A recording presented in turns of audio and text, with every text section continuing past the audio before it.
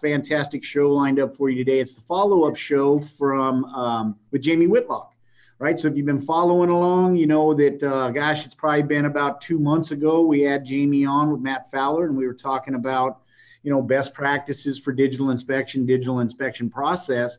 And we said, hey, Jamie, why don't you go and give it a couple of months to see how those best practices that Matt Fowler shared with us implement into your shop and what the results are. And so today we're really excited to have Jamie back to give us an update on how that's been. Jamie, thanks for coming on, buddy. You still with me? I'm still with you. Awesome. Welcome, man. Thanks for coming back on. And it seems like it was just yesterday, but how'd those last couple months go for you? Yeah, it didn't seem like 6 weeks. It seems like it's been a few days, but I think it's gone well. You know, I'll start off by saying that the last show and then the follow-up conversations we had afterwards about what to change, what to look for, was extremely helpful. So, my first advice would be, take coaching and use it. I was able to go in and make some big changes to the notes section, to the actions, make it easier on my techs, so that they could select the actions and whatever point is you have that. So time savings there. That's probably the biggest thing that we may talk about today when we talk about pushback from anybody in the shop, whether it be up front or in the back. It's always time. And so let me ask you, Jamie, are you able to take that time and reallocate it? I mean, are you selling that time now? No, absolutely. So, by making it easier on the tech, all of a sudden I got more pictures. All of a sudden I got more information from them. And I got more input from them on the inspection report. And they were able to give them buttons to push, and they want to push them, right? If you make them type on the thing, it's going to be kind of tough. So by putting some of that stuff on there, they were able to interact more and be a bigger part of the inspection. We also had a number of shop meetings where we talked about what we were trying to accomplish as a shop, and when they push those buttons, when they select those actions and those conditions, what does that really mean for the guy up front? And I had all my guys in there and flip the monitor around and let them take a look so that they know that they're being a part of the entire process, right? And they're actually the lead on it. They're the point guy, right? So if they don't do that, then it forces the service writer or whoever's up front going through these to have to spend 2 and 3 times more time to make the inspection effective. So you have to make them feel like they're a big part of it, which they are, but they need to know how it works. So a lot of improvement there. I think the technicians definitely got to feel like they were a part of, not just, hey, I got to take some pictures and the boss wants me to do that or he'll fire me. It's like, hey, we're trying to accomplish something here.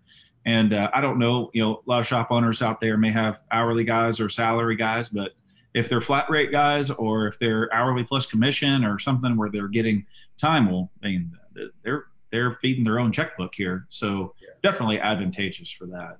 On the inside up front, we definitely made a lot of steps in the right direction. And that is us actually going in and editing the pictures.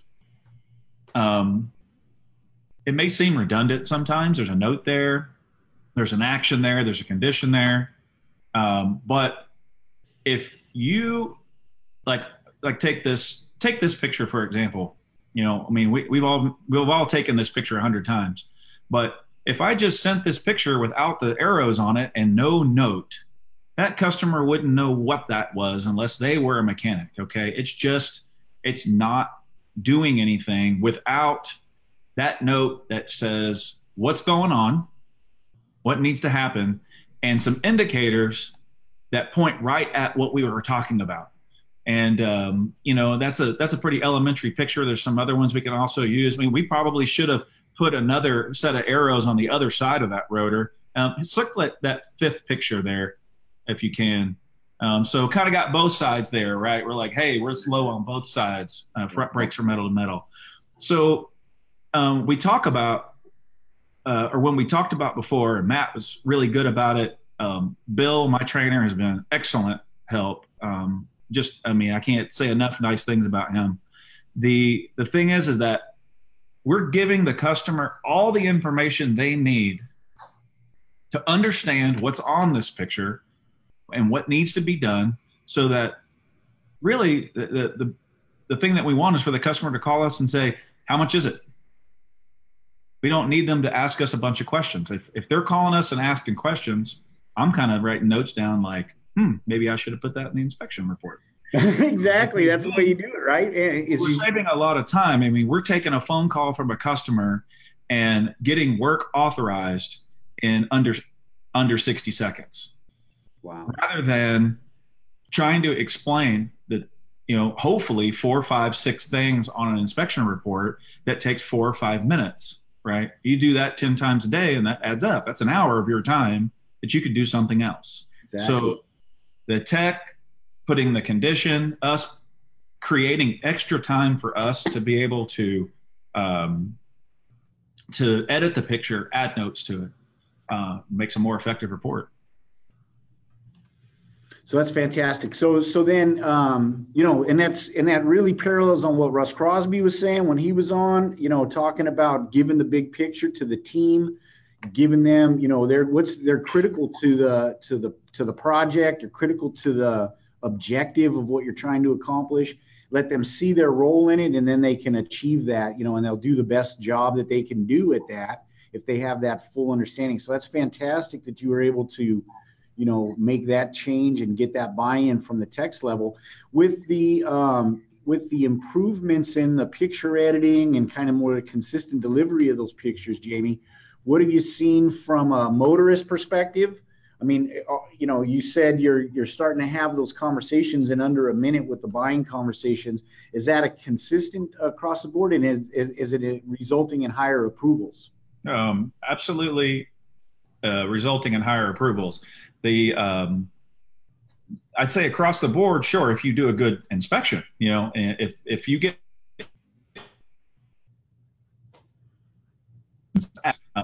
that's a learning situation there for you as a service advisor. Is like, if they're asking me a question, how could I have done that better on that report, so that they didn't have to ask me that? Give them all the information that they need. Now, of course, you can't always be perfect. You're not going to be, but I would say that conversation is across the board has gone basically like this. Hey, that's the coolest thing I've ever seen with all those pictures. And I know how much is all that stuff in the red? Wow.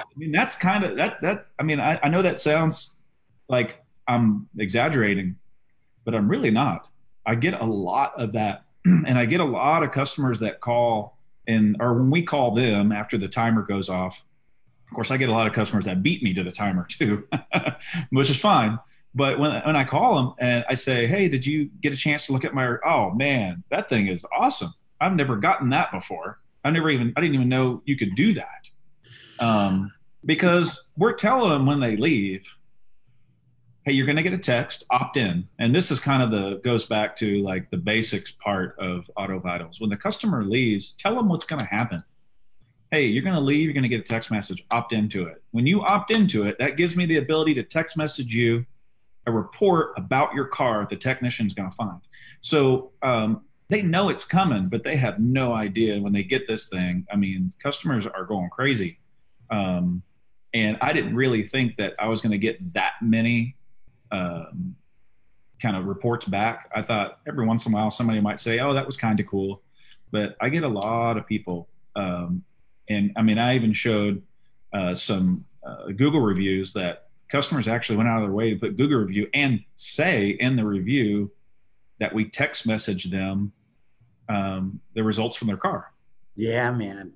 So they're not doing a great job of explaining what it is, but the fact that they even mention it has to make us feel like the value in that inspection and the way that we're delivering it through Auto Vitals.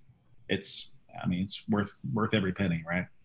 Yeah, dude, that's awesome. You know, because and that's the thing, right? Is that what people like to talk about? They want to be the first. And if you run across something that's new, I mean, think of, I just did it the other day. I went into some place and they built my pizza while I was standing there. It was like Subway of pizzas and wood fire, and bang, it was done. And I was like, wow, I haven't left. I don't know how long it's been since I left a review about some food joint. You know what I mean? But Right, right. something about that because it was different. You know what I mean? Well, and that would be the best point, honestly, is the reason why you even went out of your way to do that is because the experience changed. Exactly. And so what experience do people have in the automotive world taking their car in to get repaired? Not this, Yeah. not everywhere. And if you can change the experience for them and give them something professional, give them something that is tangible, they can hold, that they can understand. I mean, how many times do you call a customer like, I have no idea what you just said. Just tell me how much it is. Yeah. Where here, they're actually a part of the buying process. And notice I said buying, not selling. Customers are buying now. We're not having to sell to them anymore. We're telling them what's wrong. We're giving them all the information and they're buying. That's a way different process than trying to sell somebody some services. And so are you noticing, so that's a great point, Jamie. So are you noticing that because they're in the buying frame of mind, not in the, I have a big wall built and I'm playing defense and yeah, do I really need that? So do you notice that, hey, here's what my budget allows today. And then they start to plan the follow-up visits to get the rest of the work done. Are you starting to get some of those on the books? Yes, yeah, and so realize 6 weeks. That's not something that you see the week after, but yeah, of we're course. starting to get a lot of people who. I mean, this will blow your mind. Maybe it won't, but it did me. I had a customer walk in the other day and go, "Hey, I need to drop my car off for service," and I was like, "Okay, what do you need?" He goes, "I don't know. You texted me and told me I needed." I was like, perfect. We'll get that done for you. And make sure I got all your info correct. It was like, Wow. so That's what's coming, buddy. it is. And so what you do with the CRM portion, deferred work, and that stuff, it comes right back around. So I call it recapturing a customer. Yeah, that's great. A phrase that I've always used, but how do you recapture that customer? Well, you got to do a really good job on the inspection report. And whenever they do have that much money, okay, no problem. Let's get some things that we can defer to a later date, and then let's reschedule you back in, and let's spread this out a little bit. And and that's always been part of our business. But now you have a great tool because that customer is going to leave knowing they need it. They saw the picture, they saw the note. They know they're going to get an email or a text message back from us. And when they get it, they're going to remember that picture. Man, I really need to get that done. Oh man, I forgot about that. Yeah, Jamie said I only had a couple more months, and it's been a couple. Mm-hmm. Yeah, and that holds everybody accountable too, right? Yeah, exactly. Right, exactly. And then it allows for planning, right? So I can plan that stuff out because, like you said, I'm sure you could break down, especially you run some of these and you might have, 20, 30 recommended actions.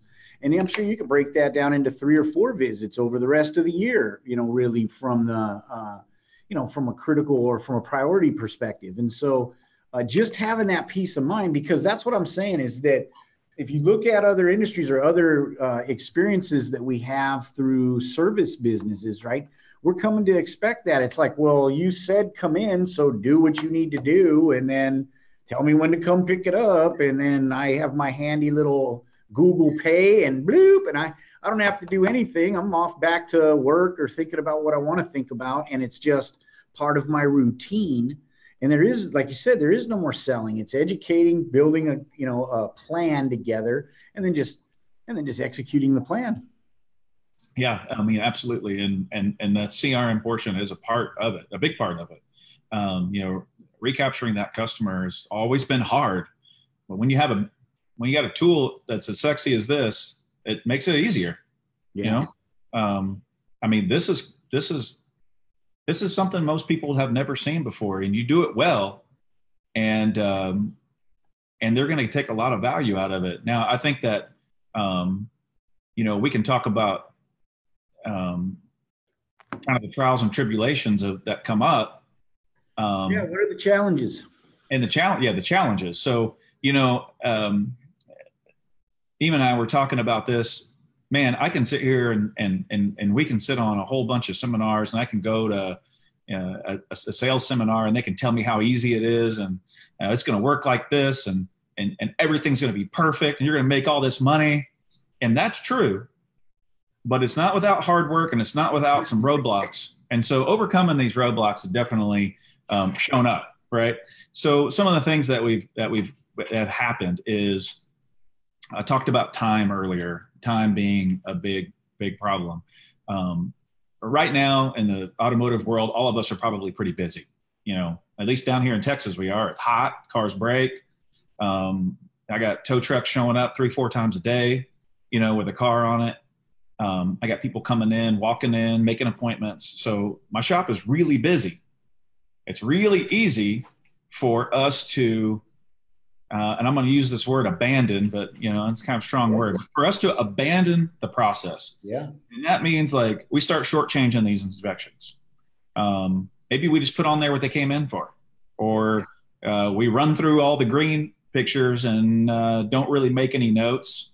When we all know that that's just as important as anything else. We want to build value in that vehicle with the good section, right? We want to still make notes there. We want to say, hey, your car is good. It's worth fixing. Now here's the things you need. But we start to abandon those things, and that's been a big challenge for us, is trying to find time. Now, in the middle of that, I trained a service writer. He quit, and now I'm trying to hire another one, and I'm going to have to train another service writer. And I've got one service writer up there handling 5 techs with me, kind of filling in when I can. So big, huge hurdle to jump over, right? But that's a real world problem. In the shop world, we are always going to have some turnover that we have to handle. Now, silver lining in the whole thing, I'm a much better teacher and trainer of how to do this process than I was 6 weeks ago. Much better. And I can take an employee and get him up to speed way faster than the last 6 weeks looked like. And that is, that's a huge step in the right direction, I think, because anytime you can get your employees up, your service writers, if you lose somebody or promote somebody or demote somebody, but, or open another shop, if you're going to open another shop and expand, getting this process down, making it better, you become a better trainer. So even though you jump over a lot of hurdles and right about the time you feel like you're firing on all cylinders and somebody quits, you can't abandon the process. And then you got to look back and go, hey, I can do this, and I can get this guy up to speed and get back to where I was. So those are some real world challenges that. Boy, I'll tell you what, Jamie, that was solid gold though, right there. Because folks, if you're listening, if you're not the implementer in your shop, or you don't know what the implementer is doing, you're in trouble, right? You need to take that lead role. And even if you have an implementer as an employee, but if that employee turns over, you have to be able to pick it up. And exactly what Jamie said is that through the implementation process and the training and ramp up of new employees, you learn to structure training in manageable pieces, in goal-oriented type of a ramp up, which becomes more effective. So in other words, it doesn't just work for the digital inspection part of it. It works for everything that you need to ramp a new employee up to do in your business, because they become goal-oriented. They become structured in their methodology on how they approach their job. And so what that means is they learn faster, make more money, and because they have a better experience, they're easier to manage. They will turn over less as long as you keep them busy. And that's what the digital inspection should be doing for you. And it helps them lead by example. Sure, and it helps. Yeah, exactly. Thank you, Nima. It helps them to lead by example, and that's a great. If you can't do it, but you expect me to do it, you always run into that. Cutting corners and that kind of thing and dragging their feet. And like you said in the beginning, Jamie, is if you get that buy-in and they see the big picture and they're committed, and they will, right? And you let the rest of the team hold each other accountable. Then you just set big, hairy goals and go for it. Right. Well, and we're always going to have those challenges. And I wish that my shop was perfect and I could, put it on 60 Minutes, and everybody would tell me how great it is. But I face the same challenges every other shop owner does, and overcoming those is great. Now, I will say I've gotten a lot of support from Bill, and he's helped me out a lot. I said that earlier, but accepting that training and not being like the techs are, like buying into it. The owner's got to buy into this thing. You got to buy into it too, or your implementer, as you put it. And so that's not so easy to do sometimes, right? I mean, because we're special kind of stubborn. Let me tell you. Yeah. Shop owners in general, right? But it's hard to say. I don't need any help. It's my business. You know what I mean? But Bill's a persistent fellow. He is. He's been really good. And the nice thing is that he holds me accountable and I hold him accountable. And together, we make a difference. Now it turns around. You said lead by example earlier when you're the implementer. Well, in this case, he's my implementer because now I take the accountability that he holds on me and I go do it to my guys up front too. Yeah, that's amazing. Now, I can't say enough good things about Billy. He's got a great style. He's got such a depth of experience and he's got a huge heart, and that's what it is, right? Is because sometimes it takes the patience. You got to see that, this guy's really just trying to help me, and maybe, I need to kind of let down my guard a little bit and accept some of that help because, hey, you know what? There's a good, a good result comes out of it. Jamie, we got a couple of questions from folks in the audience. And the first one is asking, have you developed like a digital employee handbook? Ooh, that's a good one. I have not. I'm still in a growth process, but that's actually a pretty good idea. Now, I will say I do have a policy in place. I don't have a quote unquote handbook, but whenever we first started changing how we did the digital inspection, usually anything in the shop that I feel like everybody needs to have direction on, I'll either write a policy or a procedure. Usually I call it a policy, even though it may just be directions on how to do something. I did write a policy on how to go through the entire inspection, from all the way from take the customer in, dispatch it, technician sends it back. What do you do with that? Go through every picture, notes, make sure actions are there. Push it back to Protractor. I use Protractor. Push Protractor back in for deferred services. So I do have a policy there. I don't have a digital handbook, if that answers that question. Yeah, that might be a fun thing to build out on Facebook or something, because I'm sure a lot of people would have some input. I mean, it would be a great asset. We'd just post it up on help.autovitals or something like that. I mean, we kind of have, pieces of it already built, right? The picture policy, the pickup and drop off scripts, and kind of the 12 days to paperless or some best practice guides. But it would be neat to have, collaboration and because we got another question actually in from the audience to say, what would be in that digital kind of, employee handbook, and how would we, what best practices could we put in there to make it more, in other words, a tool for you to give your new hire something and help with that ramp up and make it even more streamlined than what you're experiencing now. That would be go ahead and start that conversation on Facebook and get that. That one's probably longer than a couple of minutes, but I think that would be determined on a few factors: how many guys you have, how many techs you have, how many cars you have, and then build a process around one that makes you productive and kind of flow really nice. Because the deal is that if you start dispatching a bunch of work out in the shop and that little yellow bar fills up with 100 messages, then you're just scrambling. Then you've turned into a service writer, and now you're a fireman. You're just trying to get it handled. So I would say that it would require some extra information. It may be different for some different shops, but but that's great, and it's right. And we should probably think about structuring that to say, some operational things, because, what do you do when you get busy? Who was it? Was it Neil that was talking about crack that throttle, right?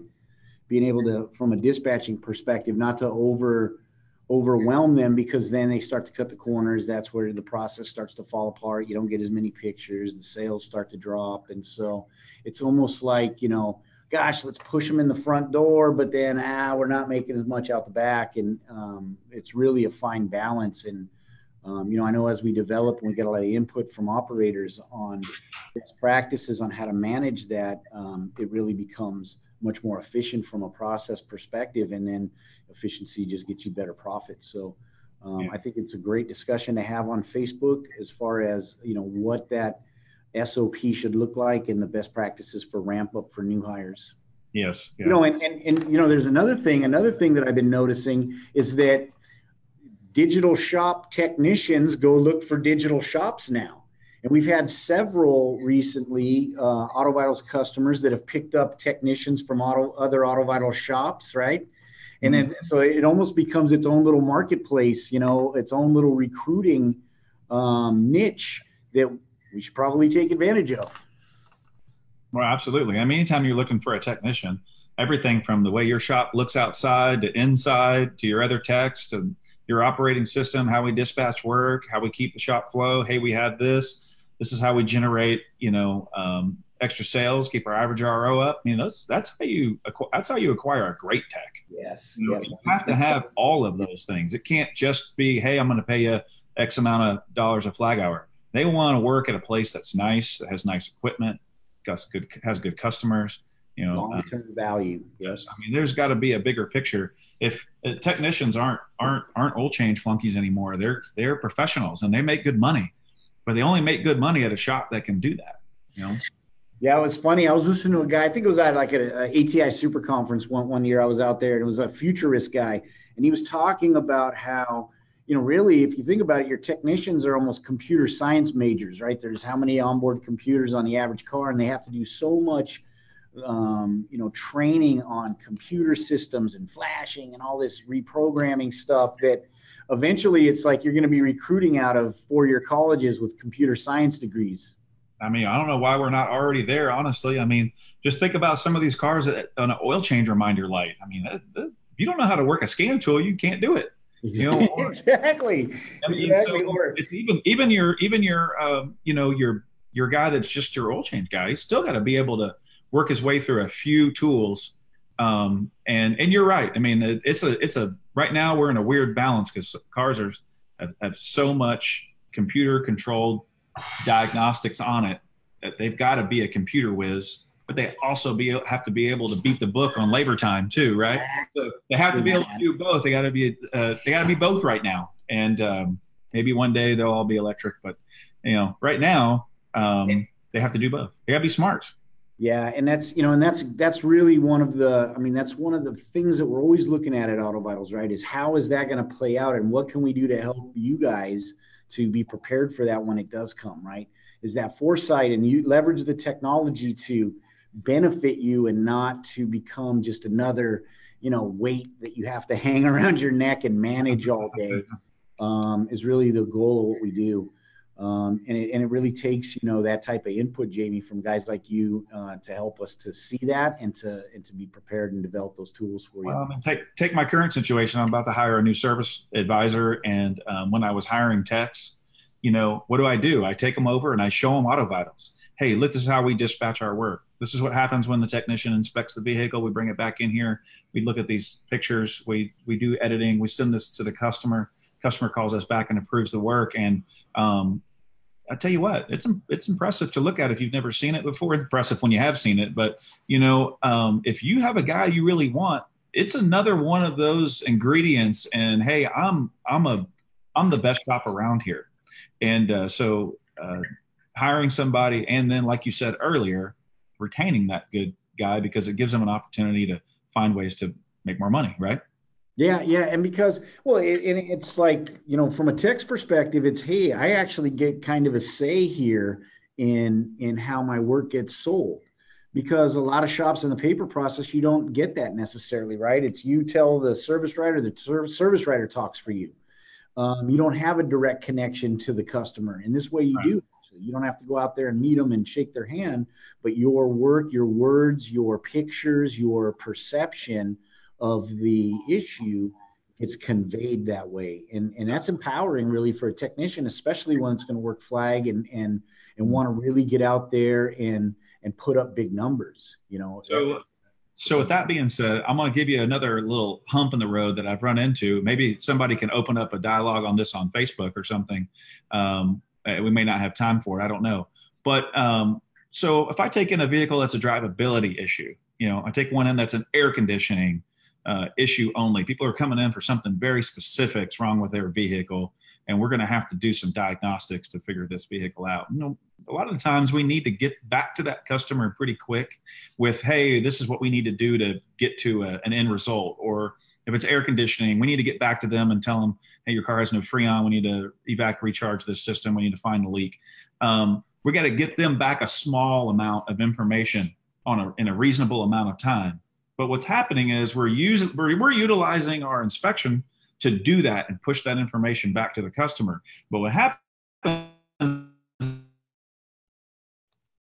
is this not touched because we're not doing that. So one of the things that I'm trying to work out now is when I hand a technician, when I ATEX that diagnostic, and that car is sitting there after he's diagnosed it or he's put something up, and see, I've just got this air conditioning thing on here. But that car is going to sit there on that evac recharge. It's going to sit there on the machine for an hour. Why am I not taking that time to go back over the vehicle and complete that inspection and just send the customer the rest of their car and utilize that time to generate extra services or just educate the customer on their car? Hey, this is the health of your vehicle. This is what it looks like. Hey, I bet you didn't know that your tires were wore out or that you had an oil leak or something. So we're not we're having a struggle with it's getting backed up on this type that we're trying to get back to the customer fast with a small amount of information. And so trying to put in a process where maybe I utilize some of the other guys in my shop to come over and take over doing that inspection so that they can continue working and they can stay productive.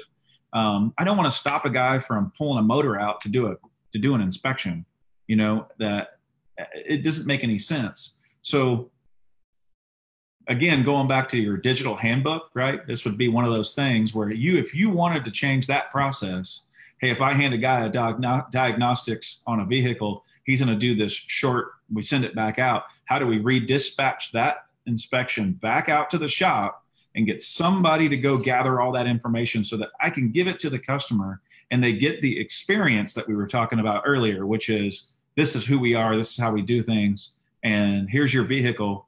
And heaven forbid they might call back and go, hey, I didn't know I needed all that extra stuff. How much is that?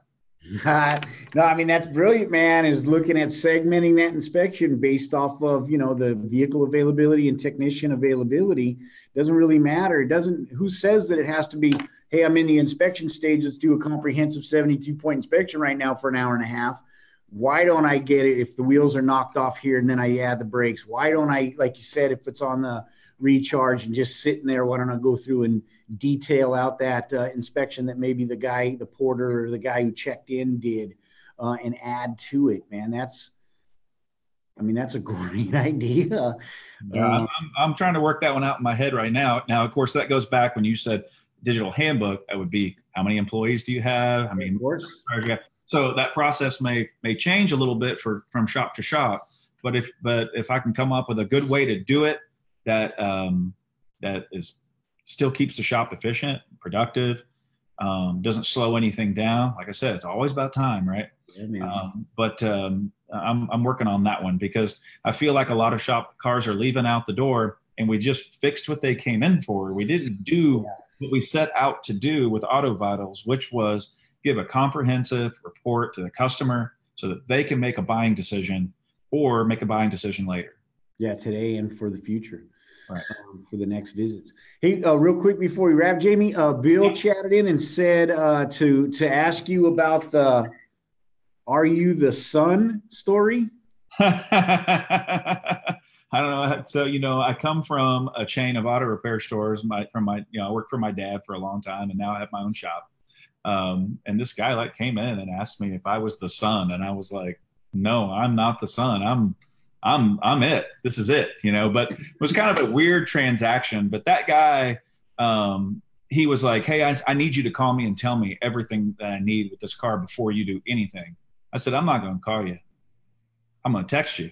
And matter of fact, you better opt in when you walk out the door, because I'm going to be able to text you if you don't. And I'm going to text you a report, and it'll have pictures and everything you need to make your decision. And he said, really? Absolutely. And that guy he actually went on Google and left me a review. Hey, these guys have of course, he called it some back-end CRM. I don't know. He tried to make it more complicated than it was, but he made a comment. He thought it was cool. Yeah, man. And so I thought it was pretty neat. He wanted something, but I gave him something different. Then again, back to the experience that we want the customers to have when they leave here. I don't want them to be like what they got at the other shop. All right. So kind of funny. No, that is fantastic. There you go. And you just stand by exactly that. Implement your process, set your expectations, and your customers respond. Don't be afraid. Hey, just because, they might be, gray in the beard like me, doesn't mean I don't have a phone and I don't expect text, and I won't communicate that way and actually appreciate that. And then maybe even say, and probably a high percentage of them say, wow, that's something completely different. Let me go tell my friends. Let me post up on Facebook. Let me leave a nice review and talk about that, because it's new to me, and I want to be the one telling my friends about it, right? It's funny you say that. I had a lady in the waiting room the other day, and I was like, hey, I don't know if you get a text message to your phone. And she goes, oh, no, I'm already looking at this report. She's 83. Yeah, that's awesome. I mean, yeah, she's like, oh, I'm already looking at this thing. And she was already in it. I mean, she was in it. And I didn't have to even coach her up. She knew what she was doing. That's amazing. That is amazing. Yeah, man. Right. Well, Jamie, dude, it was fantastic having you back on, buddy. I appreciate it, man. When are you coming back? We got to get another update. Let's do 6 more weeks. Are you down? 10? Oh, yeah, it's been 10. I'm done with that. More weeks. We may have a different story. Or you tell me when. Yeah, okay. Yeah, we'll work it out. We'll figure that out. And then maybe we'll set some goals, do an announcement, and just kind of see as that progresses through. But really appreciate you sharing your progress today and the accomplishments, and really excited to hear the next level, and really happy to hear that you guys have been able to implement such big changes and get such great buy-in in such a short amount of time, especially in the busy part of the year, man. That's great. That's great stuff. Yeah. Well, thanks. I appreciate that. We'll hopefully we'll have some more to show in 6 weeks. Awesome, buddy. All right. Well, what are you doing talking to me, man? Go make some money. All right. Need help. All right. Next Wednesday, tune in, same time, same place. We're going to be talking about expansion. We're going to be talking about, it's a good show for you folks if you're looking at, now that you got this secret recipe of the digital shop, you're making tons of money. What do you do with it? Well, you open up more locations and do it again somewhere else. And so we're going to be talking with some multi-owners, talk about how to use the business control panel to manage all those moving parts. And it'll be great for people aspiring to open multi-locations, and those of you that already have them, and look at a tool that'll help you to manage them. So same time, same place, Wednesday, 10 a.m. Pacific, 1 p.m. Eastern. Facebook live streaming. Tune in for Digital Shop Talk Radio. Till then, go make some money. Thank you. Thanks, Jamie. Thanks, Nima.